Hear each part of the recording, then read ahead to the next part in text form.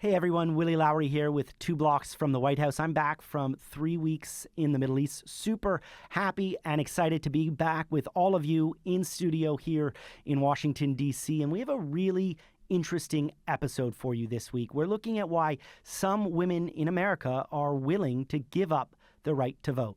Have a listen. Hi, Katie. Hi, welcome back. It's so nice to see you in person. Thank you. So happy to be here. And we missed you. You're not Paul. Well, I know, but, I'm just filling in. My man, Louis. Great to have you on board with us. And Louis Blouin, of course, you are our colleague. You are a Washington correspondent on the French Yes. for Radio Canada, and you've got an honorary I have mug. my mug. Yes, I really feel like I belong. I'm happy to be here. When you have the mug, you are officially part of the team. That's what I feel, so it's great. Paul is away this week. He is in Haiti. He's covering the UN Secretary General, so we'll chat about his reporting when he gets back. But Louis, in the meantime, it's so nice to have you here. Great. It's great to join you guys before I leave for the summer. It's a good timing. Nice chat. It'll be Leave good for to the chat. summer. Well, part of it. Yeah. It's good to be a correspondent for Radio Canada. Yes, it's a great life. It's amazing. It is really great to be back. I'm so happy to be here in person. I miss this studio. What a nice space we have. And I spent 3 weeks in Jerusalem waiting to see if the U.S. and Iran would sign a deal. And of course, the day I get home, they sign a deal. And of course, the details are not made public yet. Everybody's trying to spin this as a win, especially Donald Trump. Yeah, now he started this war with Iran over 3 months ago, and the polls are suggesting that it is costing him politically, perhaps even alienating parts of his very, very important MAGA base. Republicans need that base heading into the midterm elections if they are going to maintain control of both the House and the Senate. And you two have been out talking with some pretty interesting parts of Donald Trump's coalition, from conservative women to the folks who showed up for Trump's birthday party UFC fight. Quite the night. Yes. I'm really looking forward to hearing Yes. all about that. We are going to certainly get to the UFC fight at the White House. And this week we're asking, how is Trump's MAGA coalition feeling ahead of the midterms? I'm Willy Lowry. I'm Louis Blouin. And I'm Katie Simpson. We are Washington correspondents 2 blocks from the White House. Okay, Katie. While I was in Jerusalem, you went to San Antonio, Texas for this Turning Point USA event. What is the Women's Summit and why did you want to go? So for Canadians who might not know what Turning Point USA is, it is a political advocacy group. It is deeply conservative, deeply Christian. It was founded by Charlie Kirk. After his assassination last September, it was taken over by his wife, Erica Kirk. They hold a number of events over the course of the year, but this was specifically targeted at women, the Women's Leadership Summit. And it drew mostly college-aged students from across the United States who are largely Christian, are very in tune with their faith. Their faith guides a lot of their decision-making process based on the conversations I had with them. And we wanted to get a sense of, given all the controversy in Washington, has it had any sort of impact on this key voting base? Republicans need these voters showing up at the midterm elections. They're part of the coalition that helped reelect Donald Trump. If these women do not show up in numbers like they did in the general election, in the presidential election, it's going to be trouble for Republicans. So we wanted to get a sense of how they're feeling. That's what we went for. But we ended up uncovering a story about women and how far they are willing to go in order to seek a more Christian, more conservative America. And that includes giving up their right to vote. So the way this all broke down is we got permission to attend. You have to get accreditation. And then they announced the speakers list. And I'm looking at the speakers list, and there is one influencer, a Christian social media influencer. She's sort of in the trad wife realm, which means traditional wife. There's a whole sort of online ecosystem around that. Her name is Savannah Stone, and she was given a main stage address. And part of what she advocates for is that she thinks that women shouldn't vote. She thinks it would be better for society if women did not vote. And her argument is that when women vote, largely, they tend to vote for liberal candidates, and she doesn't like liberal candidates. She wants a more Christian, conservative America, so she endorses this thing called a one vote per household system. She thinks that, it should be the head of household who votes. In her case, it would be the husband, the man, and going to cast a ballot instead of everyone who is an adult getting the opportunity. Back to a century ago. We asked her if we could do an interview with her to sort of talk about this, and she said yes. So when I was talking to women at this summit, you spend 3 days there sort of canvassing people, saying, hey, how are you feeling about this? What are you thinking about voting in the midterms? And then I would say at the end of every single interview, I said, we're going to be interviewing this influencer, and she believes that women shouldn't vote. And I explained in the context of it's in pursuit of a more Christian conservative America. And I expected most of the women would say, I disagree with that, because, it is a fundamental right and for women to vote that was hard fought and obtained back in 1920. I would almost be scared to even ask that question. Well, the vast majority of people did tell me they want to keep their right to vote. However, we spoke with 3 women of varying ages who thought it was a good idea. I actually do agree with her. I would as well give up my vote if it got rid of things like abortion. Hopefully that would never happen. I would like to, I feel like with my mindset, I would want to put my vote in, but the majority of women are liberal, and I think getting rid of that would actually help women more. My perspective as a Christian woman is that my husband and I are one flesh. I vote the same way he does, so honestly, I would be okay with giving up my right to vote because I know that he would represent me well. Do I like the power to vote? Have I ever missed an election since I was 18? Absolutely not. But I think she has a very big point. If my husband's the head of the household, I am the neck, and we work very cohesively together. Do you think your daughter should have the right to vote? I'd be okay if she didn't, because I also know she's going to marry a biblical man, that they would also be in line. Wow. I'm thinking of, in my relationship, I would be more like, I don't know, you're offhand. You're not the neck. And I'm not the if strong your wife hand. is the head.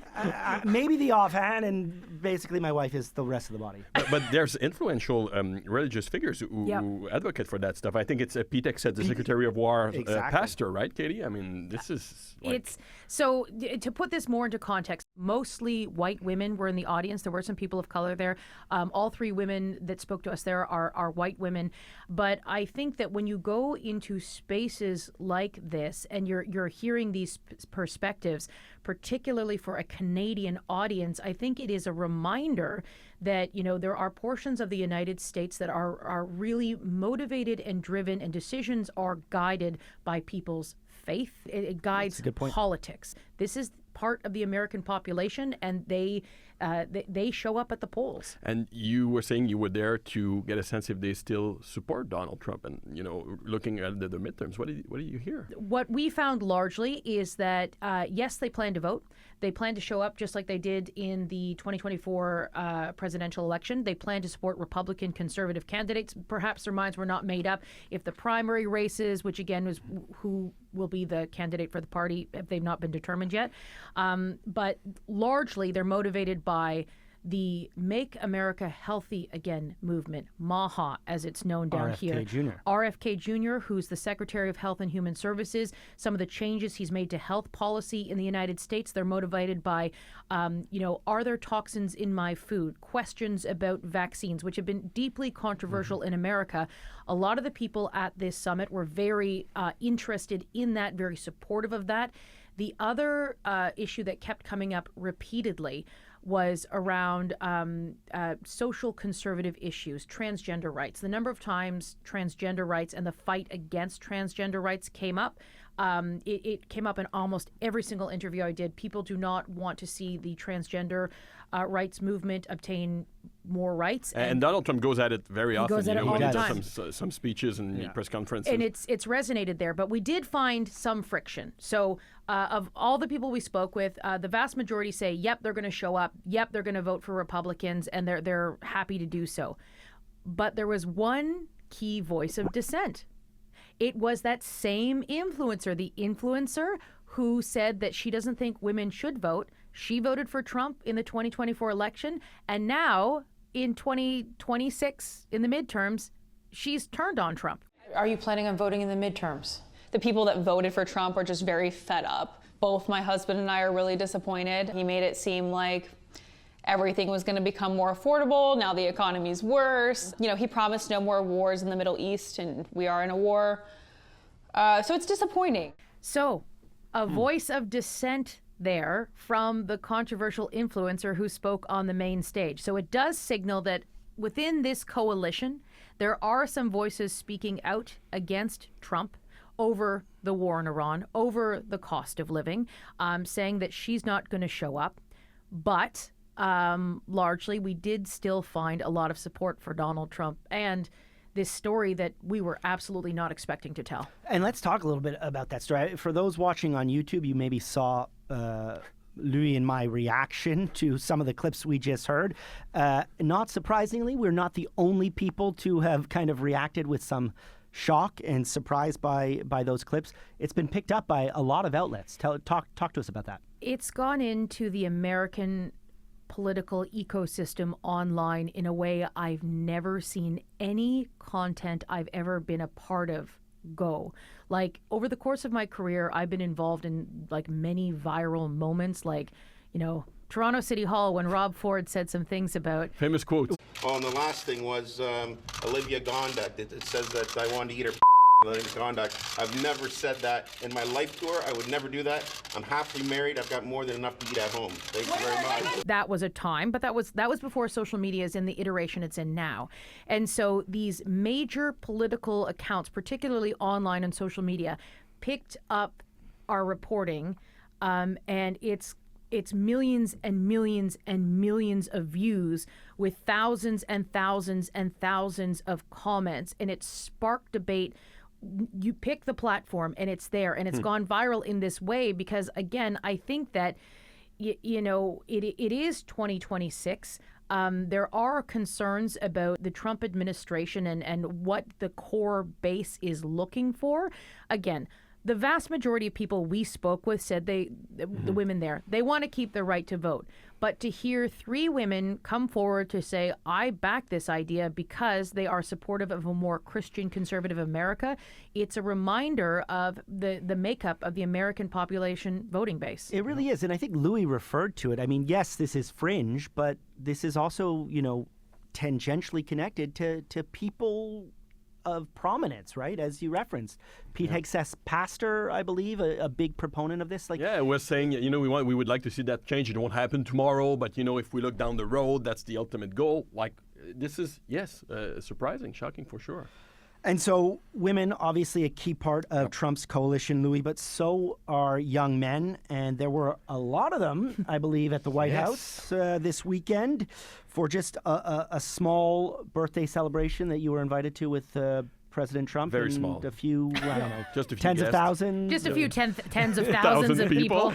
But you were both covering this story. Louis, let's get your impression of this UFC event. First of all, the fights were... Yes. Oh, no. I mean, it was quite something. And it was for the president's 80th birthday, of course, 250th anniversary of the United States.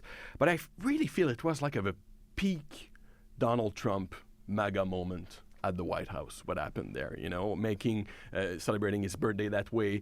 And also the 250th in a way that resembles him, It was a bit about him, And the whole thing was quite surreal, honestly, like cage fights on the South Lawn, where people are beaten until they can't fight anymore. Exactly. But that is what UFC is. That is what it is. That's what it is. But also just a commercial event on federal lands.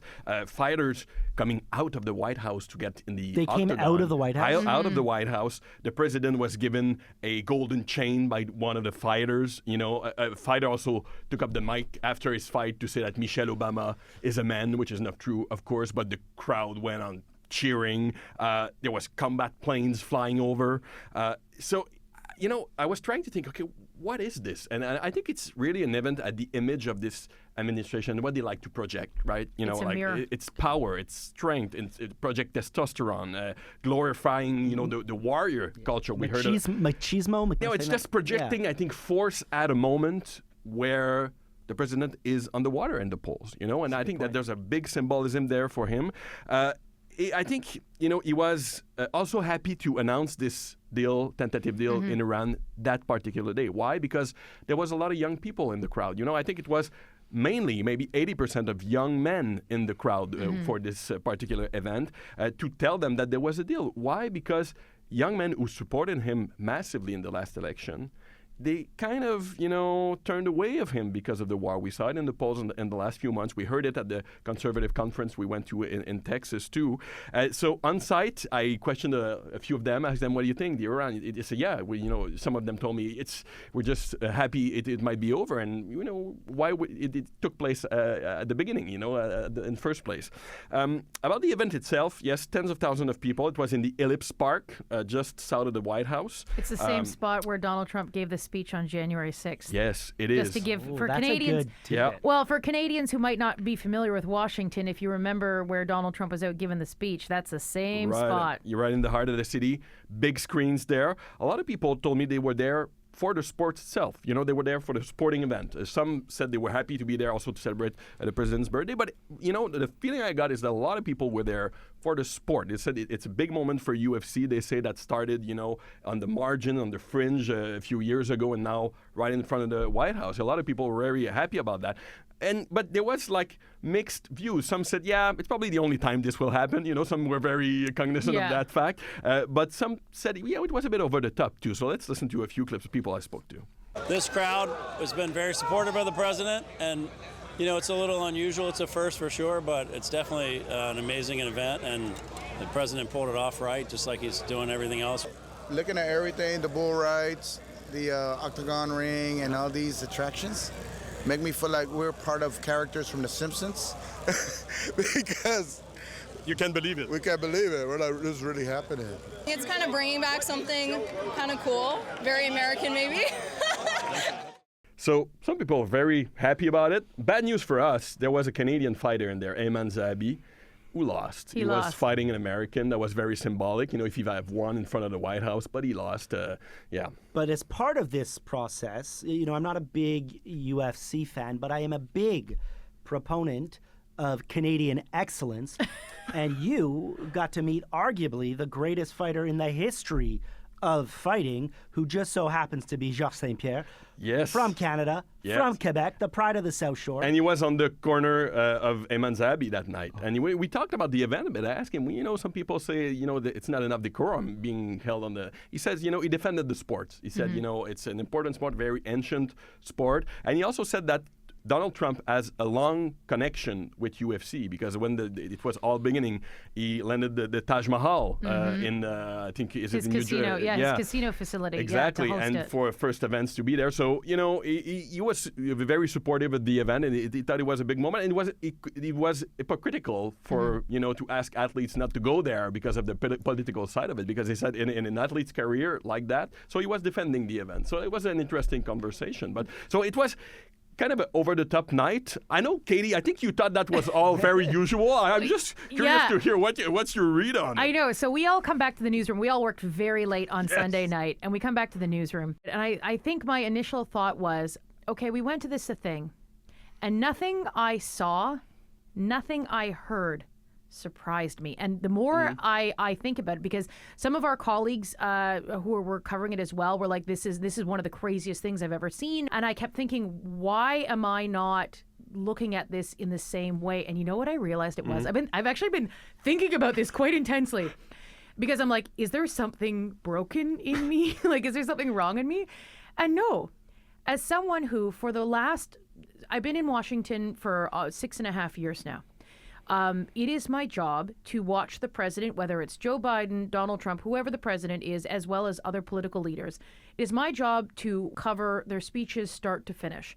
And Donald Trump is in front of the cameras more often than any other president in history. I think we can just safely say that. And I watch his comments start to finish. And what I saw on Sunday night, to me, largely is if you take the kinds of things that Donald Trump says, the kinds of changes he's enacted, all of those kinds of things, and if you were to transform it into sort of an event to be held at the White House lawn, it's so fitting for everything we are constantly hearing and seeing, the themes, the event itself, the projection of masculinity, the fighting, all of that kind of stuff. It is a mirror to what is going on in the White House right now. And for me, so much of it is just, if you've been following it the way we follow it, it is exactly what we've been hearing. It's an extension. It's been building up to this rather than that's an to interesting to point. not sort of like, I think that's why I'm not surprised, because I watch this, I intake this. This is exactly what goes on in the Oval Office when you watch Trump speak for like 60 to 90 minutes at a time. But I think there are still people who are nose bleeding, and not because of the fights. I spoke with an historian who was the former historian-in-chief of the White House Historical Association. I think it's inappropriate. I think it's appalling to some degree. Clearly what they're intending to do is power projection. But to me, it has the opposite effect. What this does is project buffoonery and weakness, because it's sappy. No, it's silly. For this to happen here. What they intended for this building, which became the White House, they intended it to be a place of dignity and decorum. And so that was Edward Langall, a military historian, I think probably encapsulating the feelings of at least a percentage of this country. There was other sporting events at the White House before that. Apparently Teddy Roosevelt would used to spar in the White House with some of military colleagues and stuff like that. There was also a figure skating event organized by Jimmy Carter on the South Lawn. There was also a kids' baseball game organized by George W. Bush. But like, nothing compares to, gladiators. No. It's this extension of everything we've seen. And so I was watching it unfold, it was like, is this surprising? It's like, I think I was not necessarily shocked, because it's just an extension of everything going along there. But, Willy, we've talked a lot about women now, young men, and, there's another part of the MAGA base, the MAGA coalition, that helped Trump get reelected, and it's the America First portion. And some of them have felt betrayed by the war in Iran. Savannah Stone, the influencer we spoke with, she had mentioned that was one of the reasons why she was turning on Trump. But now, as of Tuesday afternoon, the time we're having this conversation, it appears there is, at least a step toward a possible end to this conflict. What do we know? That's a great question, Katie. What do we know? What do we know? Nothing and everything. No. So the two sides have docu-signed a tentative deal. Essentially, it's a deal to get to a deal that the Strait of Hormuz, which I want to point out was opened on February 27th, the day before U.S. President Donald Trump launched strikes against Iran, will be reopened, and the U.S. naval blockade will be lifted. So we're essentially kind of getting back to February 27th, and the two sides have agreed to meet on Friday in Switzerland to begin these bigger, broader negotiations that deal with the really difficult subjects, nuclear enrichment, the fate of Iran's nuclear material, which the U.S. absolutely says it wants. But this essentially is like a Band-Aid over a giant open wound that probably needs stitches. I was going to say that the hardest part is yet to come, right, Willy? Absolutely. The JCPOA, which was the deal brokered by the Obama administration, took years of negotiating, huge teams of experts. And so right now they have a 60-day window to try and make progress. But that's a very short amount of time when you're dealing with matters as complex as they will be dealing with. The degrees of nuclear enrichment and what... It's super technical. It's super technical. And how do you feel this is all resonating now in the U.S., as this is unfolding? And I think Katie's interviewee, Savannah, perfectly encapsulates. This is a war. It's a war of choice, first of all, and it is alienating a certain degree of the president's base. we saw, of course, with Marjorie Taylor Greene, who has essentially gone on now a months-long campaign against the president, in part over this war. There are a lot of people in this America First movement who feel betrayed, feel that this war is the antithesis of that. And there's the midterms coming too. I mean, you know, that's the impact too. We're a few months away. It's not settled yet. So, you know, what's happening with that? So when I was at the women's conference, the Turning Point USA Women's Conference, I asked about this, you know, about the increase in cost of living. Yeah. And I heard from a number of women, and one word stood out. They kept saying, I'm privileged enough that it's not having an impact on me, or I'm still continuing to go about my daily life. There was some recognition that might not be the case for everyone in America right now. But when I brought that up as like, you know, is that a concern? Would that influence your vote? Or do you feel disappointed? Those kinds of questions to the women at this conference. The most common response I sort of heard was, well, you know, I'm privileged enough that it's not having an impact on my life. It didn't necessarily cause the kind of friction that it might in other circles. Yeah, but the thing is, though, on the impact on the wallet, it's going to be felt at the pump for months. Yeah. And like there's some experts saying it these days, like before the output of oil comes back to regular levels, it's going to take months. And then you have the busy summer season, vacation, people doing road trips, and just, the demand is going to be racked up, and there's a production that is still clogged. It might even wait until 2027. And, economy and prices and cost of living is still the priority to a lot of Americans. That the national polls show it too. So the probabilities are that when people go and cast a vote in November, they will still feel the pressure. And I'm not sure when you're a president like that, especially when traditionally presidents that are in power don't do well in the midterms, then you add that layer. Yeah, we'll see how it plays with independent voters, of course, Democratic voters, but it's the independents that will sway the thing. So I think it's a non-negligible impact if you consider, even if we're months away, because it's still going to be felt. And people know how much it costs them to fill their car, and that's, that's a very precise thing they know about. I think that's a really good point, Louis, and not to mention that this is a president who ran on the economy. It was such a big part of what he was running and no against. new wars. Yeah, and no new wars. I think that the biggest risk right now that Donald Trump and his Republican Party are facing when it comes to sort of the impact of this is, what is it going to do for those first-time voters who were maybe disenfranchised with the system and that came out to vote for the first time, or don't generally vote, but decided to show up in 2024 because they're mad at the system. They think Donald Trump is going to do it different because he's that outsider. Yes, they had the experience in 2016, and there's an entire term of a record of Donald Trump there, but Donald Trump was able to build that coalition of people who might not necessarily be the typical voter who gets out, who's motivated by issues. He was able to reach them in those spaces through things like Turning Point USA, through things like campaigning at UFC fights, which is something he did throughout the entire campaign.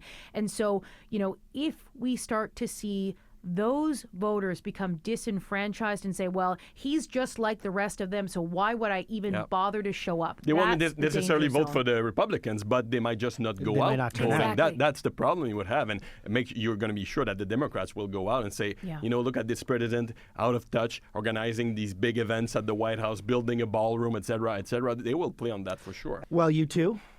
I think on that note, I'm all fired up. Are we going to keep talking? Should we keep? I mean, just keep going. You know what? I follow your lead always, Katie. I'm scary. I'm actually quite scary. Three coffee Katie is my favorite. Yes. My favorite Katie. This was fun, Louis. Oh yes, I was happy to Merci be here. Beaucoup, mon homme. Oh, ça fait plaisir. Always good to have you, Katie.